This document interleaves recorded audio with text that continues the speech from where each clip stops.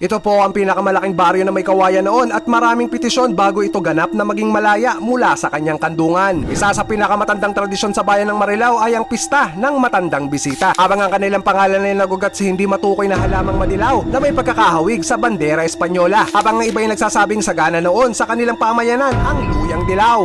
Ayon po sa librong Isang Kasaysayan, Isang Marilao ni Ginoong Jaime Salvador Corpus at ng Marilao JCs. Itinatag ang bayang ito kasabay ang kanyang matandang bisita noong April 21, 1796. Isang nagngangalang Don Pedro de la Peña ang naging susi para dito. Sa pagkakatatag ng bayan ay kaakibat ang pag-asa ng mamamayan sa pagunlad at tulong ang mga sumusunod na real patronato. Ayon pa sa libro, ay tanging pagtitibag ng batong adobe ang pinakakakitaan noon sa Marilao, nagamit sa paggawa ng mga gusali, habang ang karamihan ay nakatuon sa pagsasaka at pangingisda ang ikinabubuhay. Pero panahon ng mga Amerikano nang muling maging baryo ang Marilao ng may kawayan at nahiwalay lang ulit taong 1913. Ngayon, binubuo na ito ng 16 na mga barangay. Follow me for more!